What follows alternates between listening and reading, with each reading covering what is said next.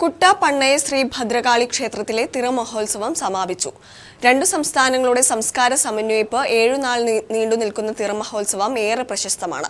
ഇരു സംസ്ഥാനങ്ങളിൽ നിന്നുമായി 100 കണക്കിന് ഭക്തജനങ്ങൾ തിറയിൽ പങ്കുചേർന്നു. കേരളത്തിലെയും കർണാടകയിലെയും 5ഓളം ജില്ലയിലെ ആയിരക്കണക്കിന് ഭക്തജനങ്ങൾ പങ്കെടുത്ത തിറമഹോത്സവം കേരളത്തിലെ ഉത്സവ രീതിയിൽ നിന്നും ഏറെ വ്യത്യസ്തമാണ്.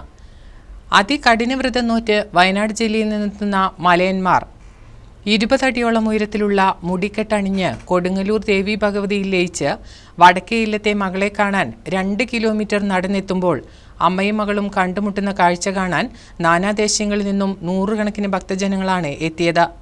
ഈ തിറയാണ് കുട്ടം പണ്ണയ ക്ഷേത്രത്തിലെ തിറ.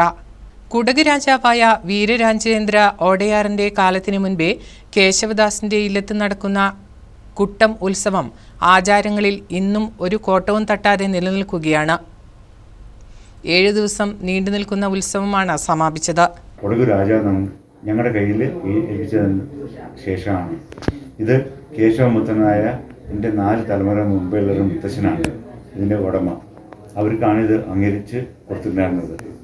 അതിനുശേഷം ഇന്നവരിക്കും ഈ 250-300 വർഷം ഞങ്ങൾ നടത്തിക്കൊണ്ട് വരുന്നുണ്ട്.